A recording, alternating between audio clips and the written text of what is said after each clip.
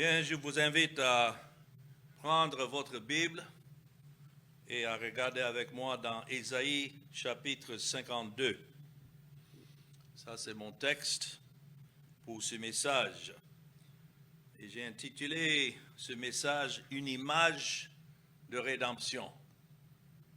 Nous savons qu'à travers l'Ancien Testament, le Seigneur nous a donné des images de la manière qu'il sauve son peuple. Ce sont des photos, des types de l'œuvre de Christ. Et surtout ici dans Ésaïe, ces chapitres que nous sommes en train de parcourir, tout est plein d'images de la manière que Dieu sauve son peuple par l'œuvre de Christ. Et particulièrement dans ces chapitres 51 à 53, nous avons clairement ici les prophéties concernant la souffrance sacrificielle, mais aussi de la victoire du Messie. Parce qu'Ésaïe prophétisait de son jour le jugement de Dieu qui devait tomber sur Israël jusqu'au point où même la ville de Jérusalem devait être détruite et aussi le temple. Mais ici, dans Ésaïe 52, mon texte, nous avons aussi prophétisé la manière que Dieu allait faire revenir un reste de la captivité. Dieu promet qu'il n'allait pas complètement détruire cette postérité d'Israël. Pourquoi? Parce qu'il avait déjà donné la promesse de sauver un reste par Christ qui devait venir de cette postérité d'Abraham.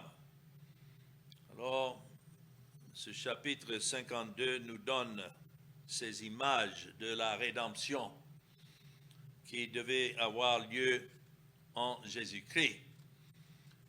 Donc, dans les versets 1 à 3, nous voyons « Réveille-toi, réveille-toi, revêt ta parure, Sion ». Sion était là où Dieu avait placé la ville de Jérusalem et le temple. Et maintenant, quand il dit « Réveille-toi, réveille-toi, revêt ta parure, Sion », au moment où Nebuchadnezzar est venu ravager la ville et le temple, tout était dans la désolation. Mais voilà, Dieu, à travers Ésaïe, annonce qu'il allait réveiller. C'est comme si quelqu'un dort et on va le réveiller maintenant. Ici, l'appel, c'est à Sion ou bien à Jérusalem qu'elle devait se réveiller. Revêt tes habits de fête, Jérusalem, ville sainte, car il n'entrera plus chez toi ni incirconcis, ni impur. Secoue ta poussière, lève-toi, mets-toi sur ton séant, Jérusalem, détache les liens de ton cou, captive, fille de Sion, car ainsi par l'Éternel, c'est gratuitement que vous avez été vendus, et ce n'est pas à prix d'argent que vous serez rachetés. Donc ici, nous voyons la rédemption de Sion prononcée par l'Éternel, et historiquement, cela devait se passer lorsque Dieu a fait revenir de la captivité un reste qui était en captivité en Babylone. Et Dieu ici rappelle à Israël ses jugements, mais aussi en même temps des promesses. Et maintenant, nous voyons 3 fois, c'est écrit « réveille-toi, réveille-toi ». Et c'est pour dire que Dieu allait faire une œuvre de grâce afin que Sion reprenne ses forces à la lumière de ce que Dieu promet. Lorsqu'il dit « revêt tes habits de fête », c'est une manière de dire que c'est le moment de se réjouir. Il y avait beaucoup d'événements à travers les jugements de Dieu sur cette ville qui ont fait pleurer. Mais maintenant, c'est le temps de se revêtir de vêtements de fête, c'est-à-dire de beauté et de gloire, puisque le temps de jugement était passé. Cela nous rappelle aussi de l'œuvre de Christ pour son Sion. Rappelons-nous que Sion est une image de l'Église, et quoique l'Église était sous l'effet de la condamnation de la loi jusqu'à ce que Christ est venu, mais lorsqu'il est venu et qu'il a payé la dette et il a délivré les captifs, c'est-à-dire les élus qui étaient sous la condamnation de la loi, ces élus se sont revêtis maintenant de vêtements de beauté, c'est-à-dire de la justice de Christ, qui est décrit dans la Bible comme un vêtement qui est donné aux enfants de Dieu, aux élus, à ceux que Christ est venu payer leurs dettes. Et donc, à cause de cela, c'est un temps de joie. C'est intéressant la manière qu'il le dit ici, que désormais, il ne devait plus avoir de condamnation. Il s'est écrit, car il n'entrera plus chez toi ni incirconcis, ni impur. Cela nous montre que l'œuvre que Christ est venu accomplir rend les siens effectivement purs et sans tache, non pas en eux-mêmes, mais dans la justice de Christ. Et comme il dit dans le verset 3, c'est gratuitement que vous avez été vendus.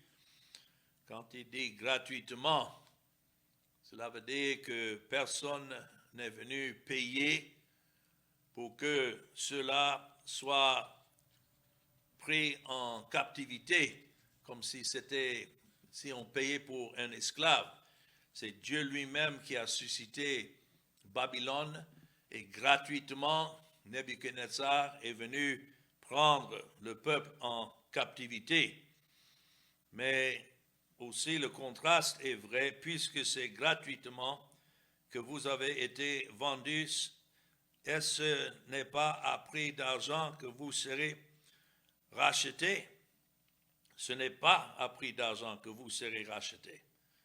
Nous pouvons comparer notre chute en Adam et on peut dire qu'on était gratuitement condamnés parce que nous n'étions même pas là.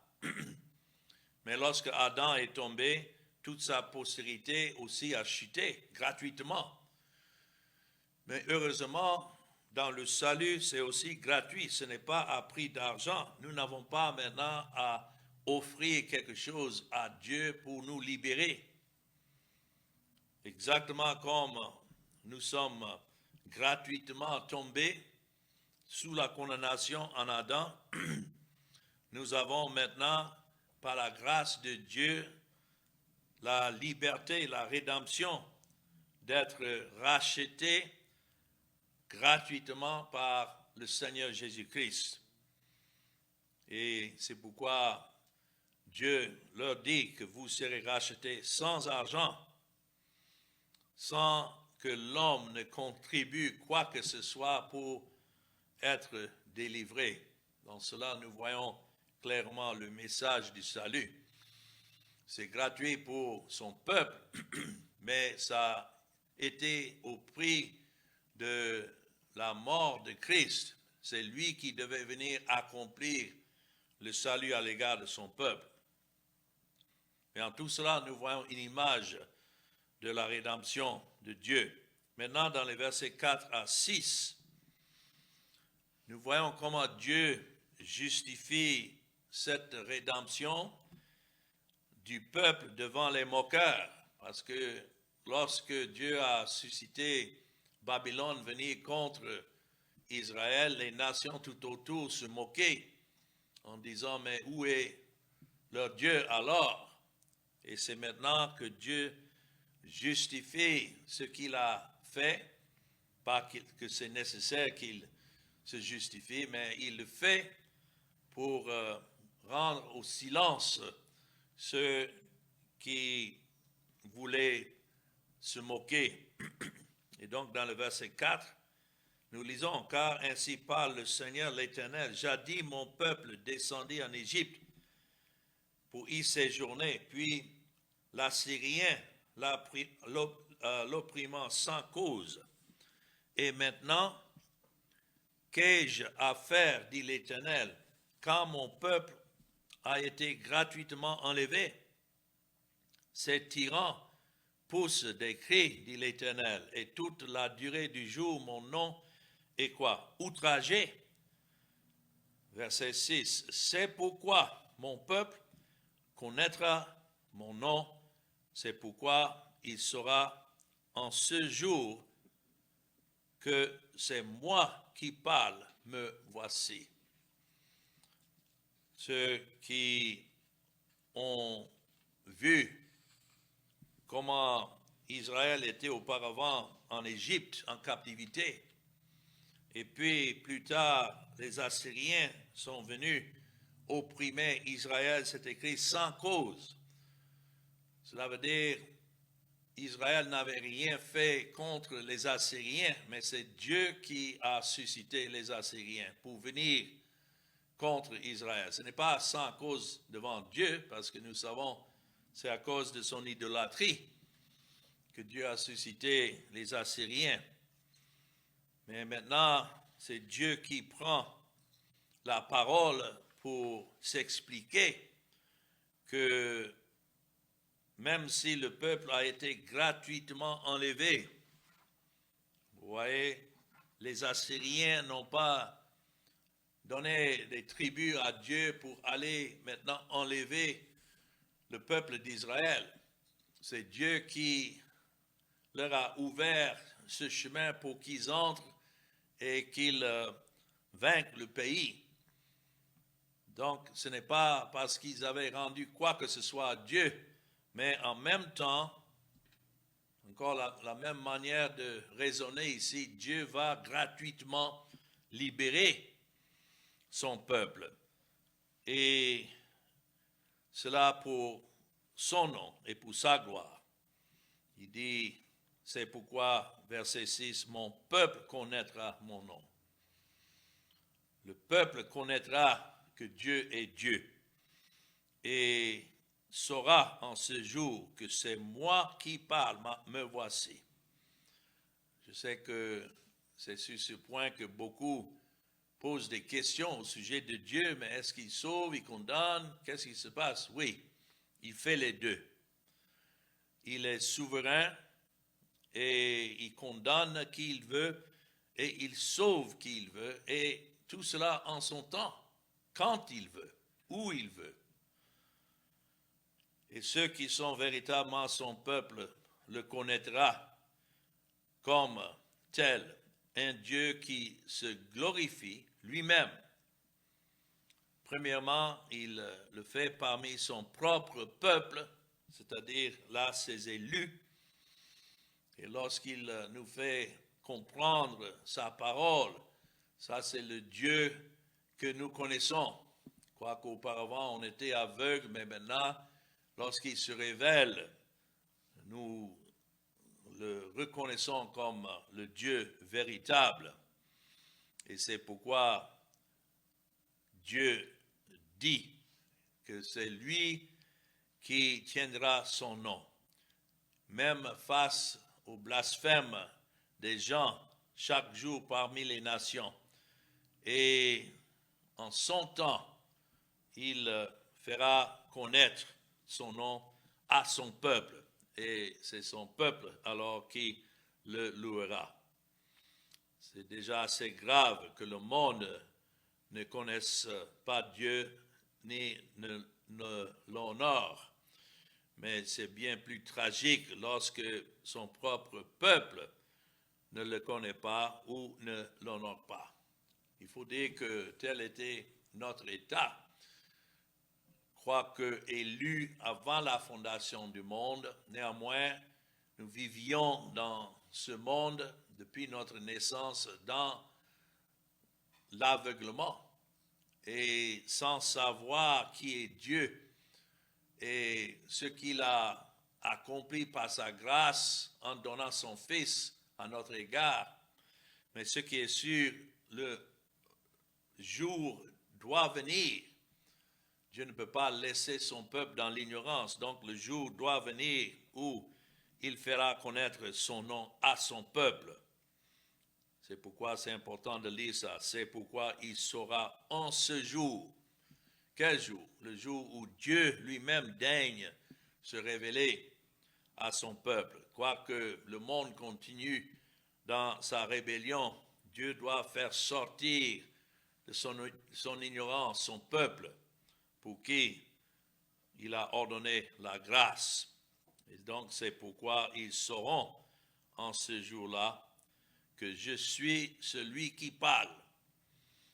C'est pourquoi aujourd'hui nous sommes persuadés de Dieu, de qui il est, nous sommes persuadés de son Fils, de qui il est et de ce qu'il est venu accomplir, parce que c'est Dieu qui nous a parlé.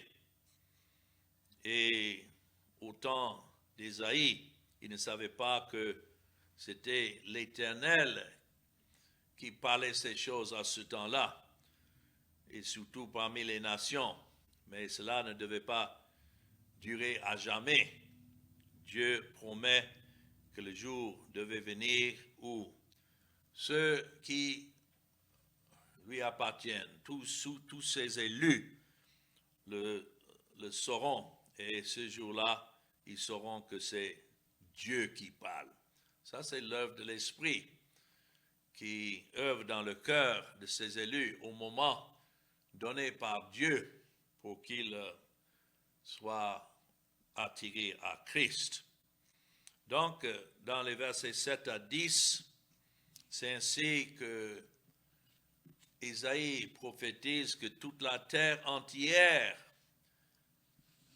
verra cette rédemption de Dieu, cette délivrance que Dieu devait effectuer à l'égard de son peuple.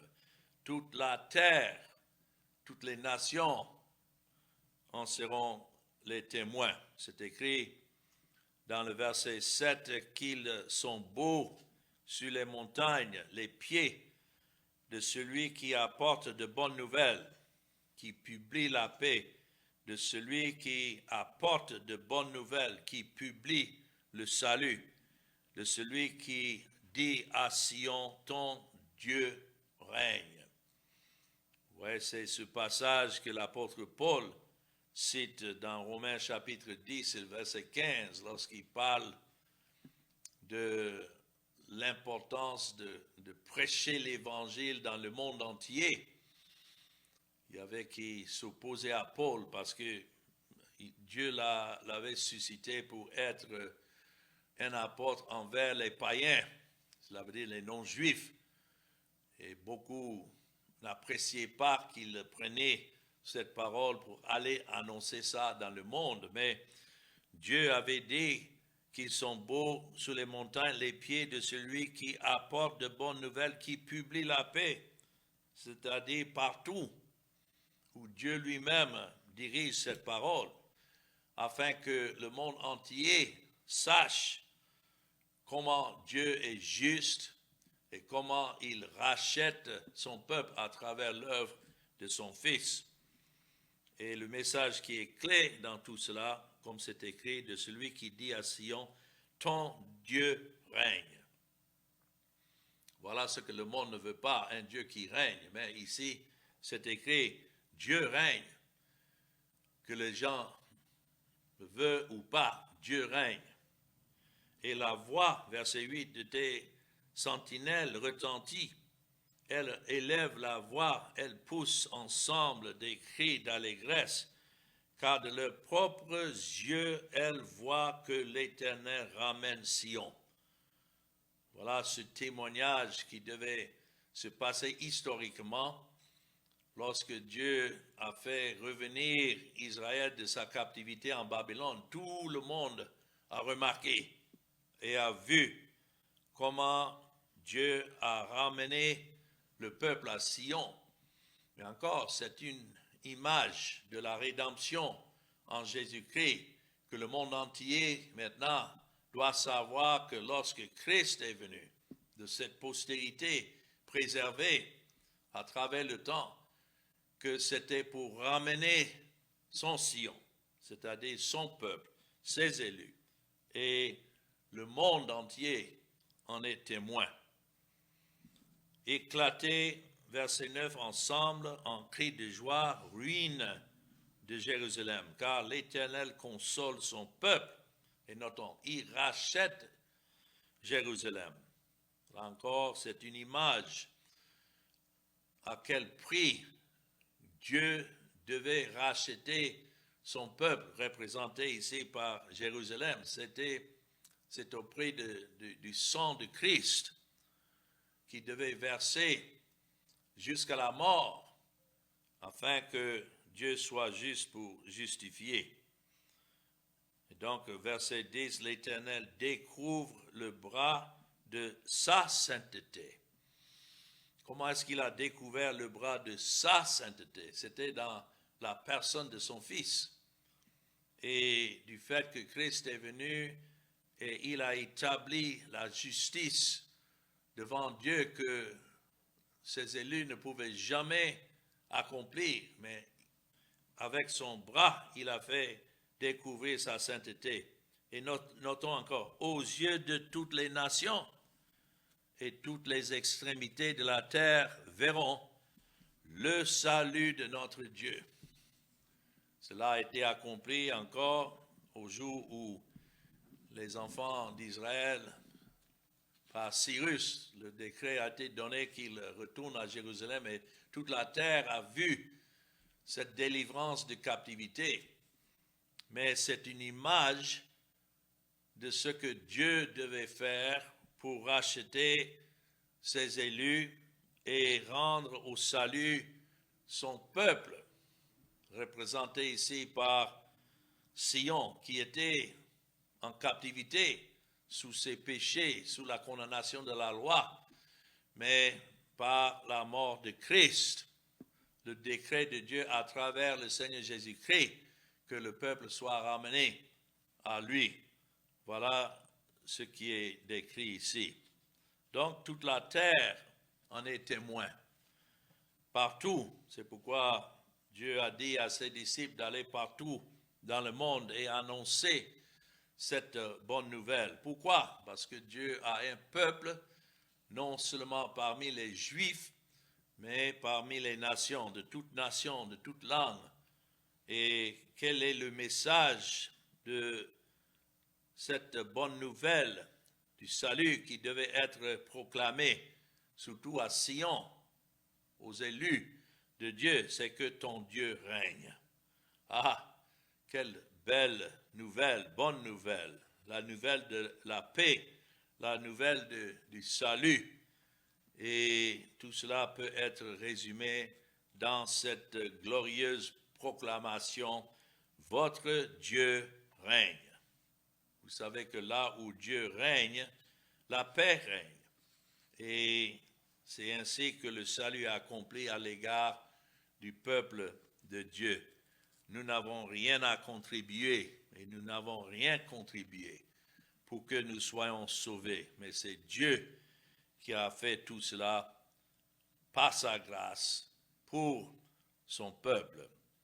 C'est écrit là, les sentinelles qui voient cet heureux retour sont probablement celles de Jérusalem qui attendaient depuis longtemps les messagers, disant que voilà, les captifs retournent de leur captivité. Historiquement, cela s'est passé lorsque Cyrus a donné ce décret pour que Israël retourne. Mais encore, c'est une image.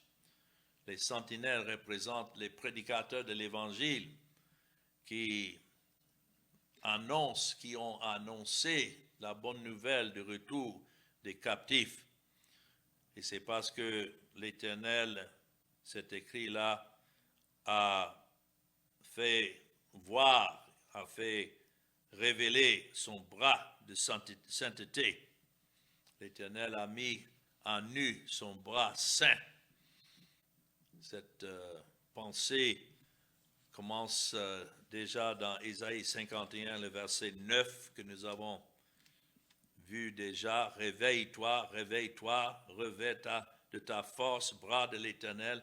Réveille-toi comme au jour d'autrefois, dans les anciens âges. N'est-ce pas toi qui as bâti l'Égypte, qui transperça le monstre, qui représentait Pharaon, et de la même manière que Dieu a fait voir son bras de salut tout en faisant sortir Israël d'Égypte, nous le voyons encore en train de faire voir son bras saint pour délivrer son peuple. Vous voyez, ça c'est le salut. C'est la main de Dieu qui prend les pécheurs et qui les délivre de leur captivité, et parce qu'ils sont entre les mains de Christ, son Fils.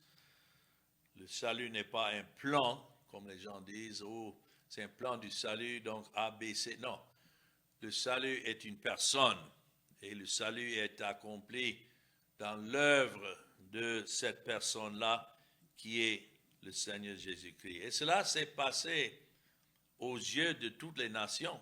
Vous savez que le jour qu'ils ont crucifié le Seigneur Jésus-Christ, ils ont mis un placard au-dessus de sa tête, et c'était écrit en 3 différentes langues, en hébreu, en latin et en grec.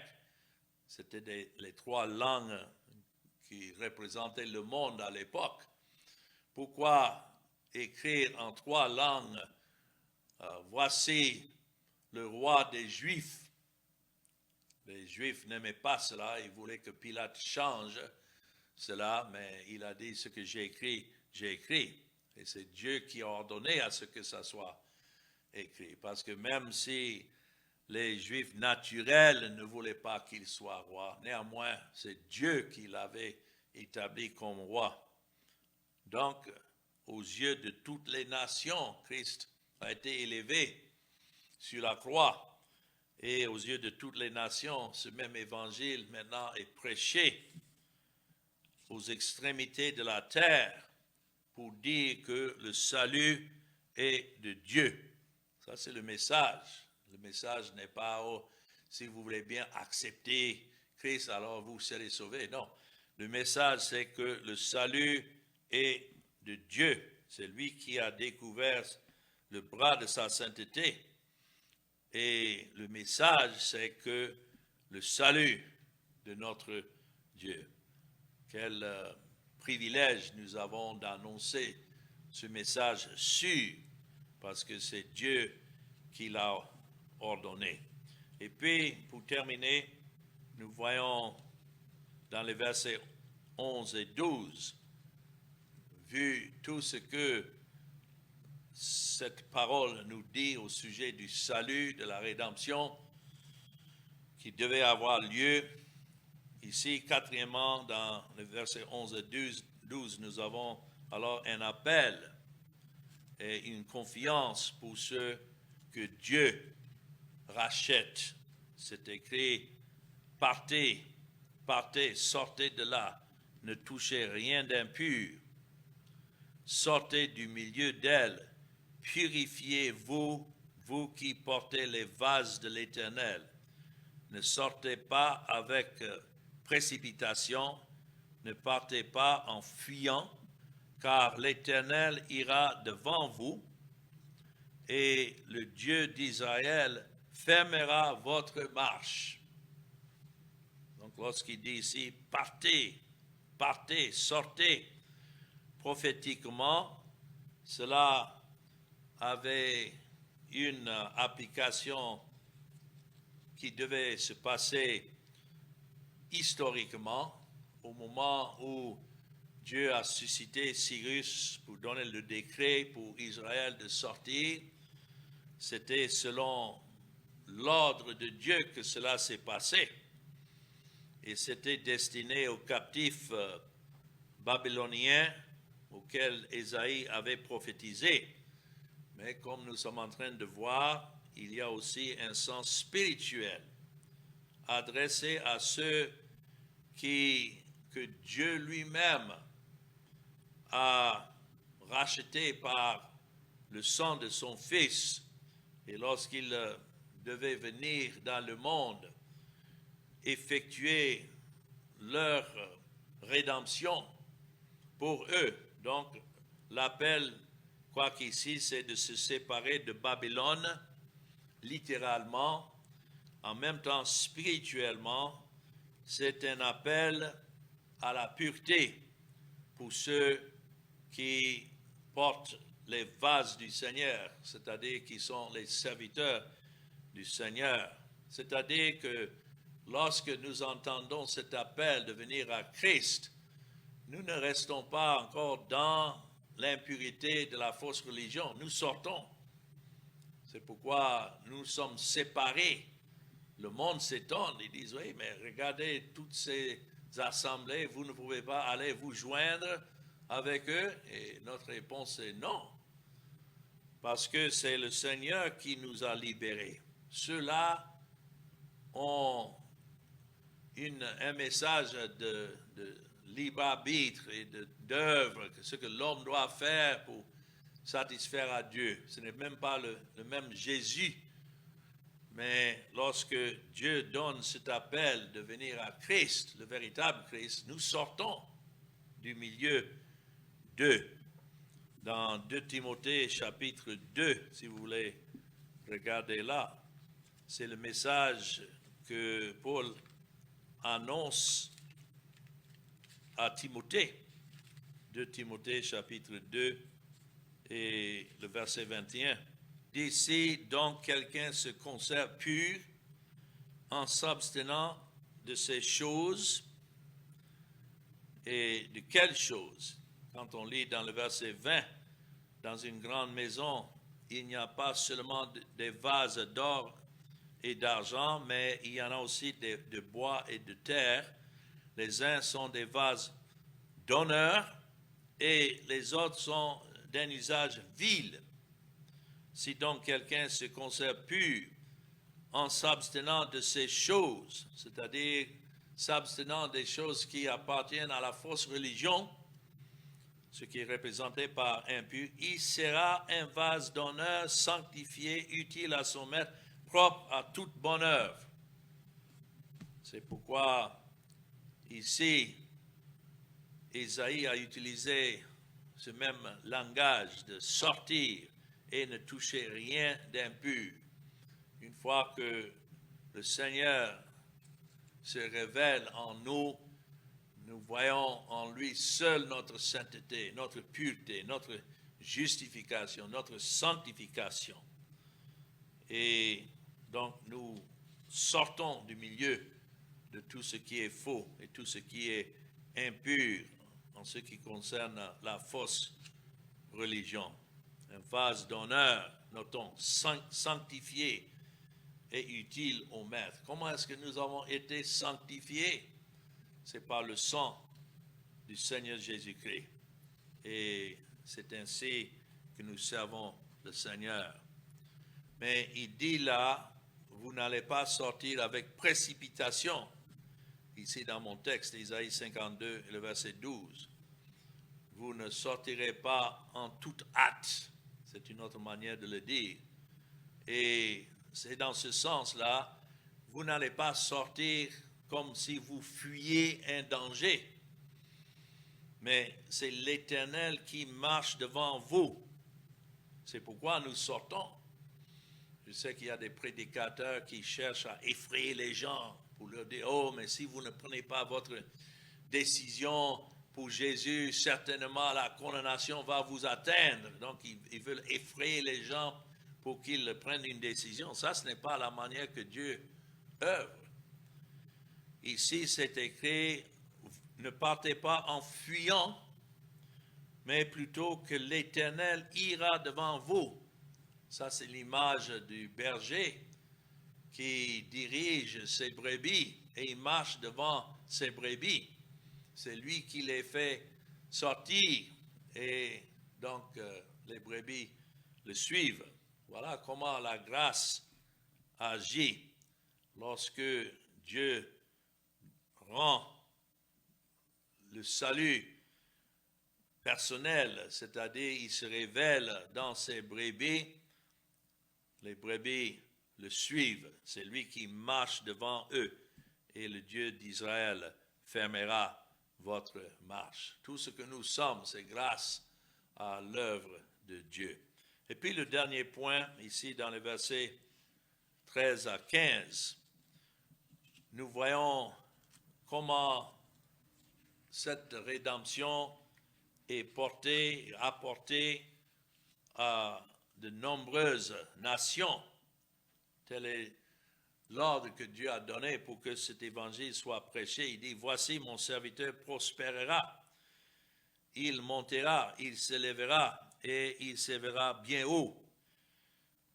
Quand on lit ici mon serviteur, ici dans cette traduction, serviteur est avec minuscule S, mais je crois que ça doit être majuscule, parce que ça répond à cette question, comment est-ce que Dieu devait accomplir cette rédemption de son peuple? C'est à travers un serviteur qui est qui? Le Seigneur Jésus.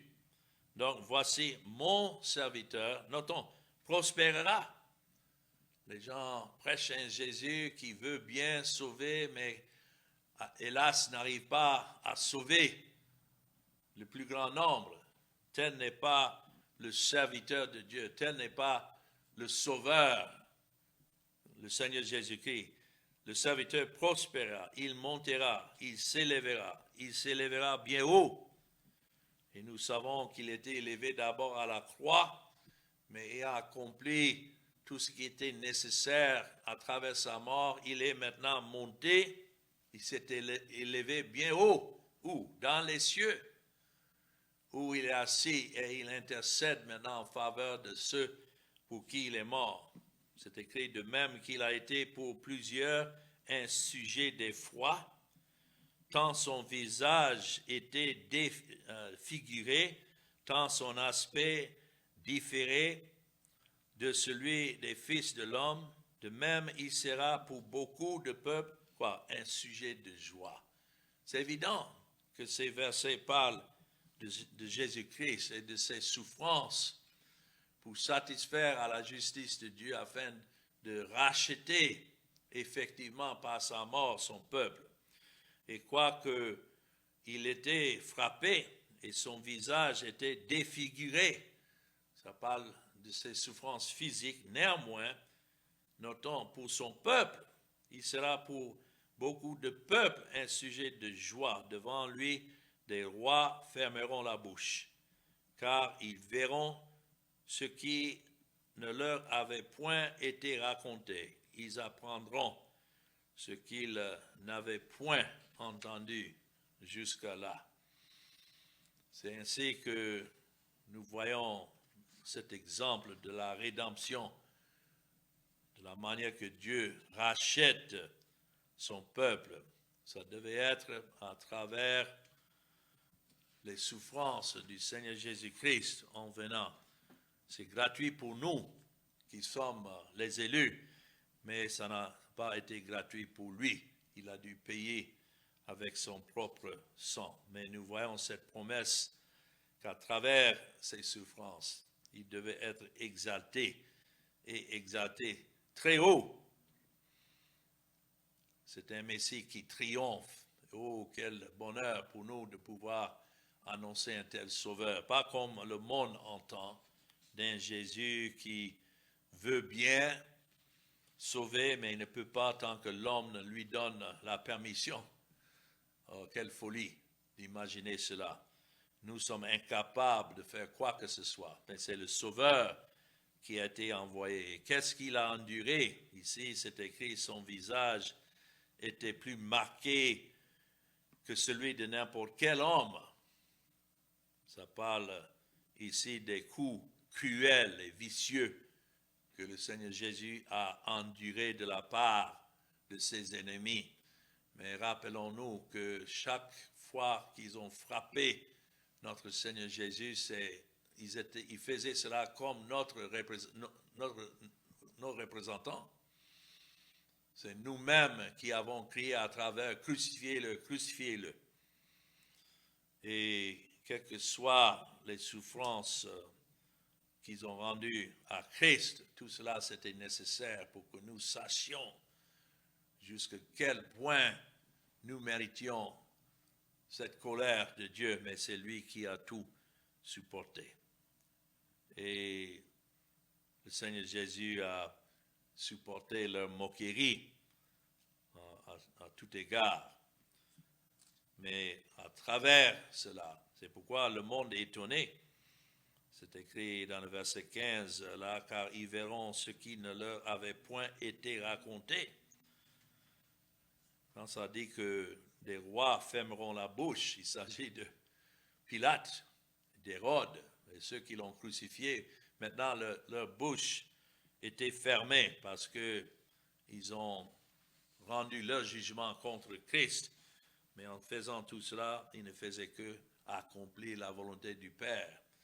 Ils ont livré l'agneau de Dieu à travers leur sentence, leur jugement. Mais par ça, Dieu lui-même a rendu son jugement, afin que son peuple soit sauvé. Je sais que nos bouches aussi sont fermées face à tout cela.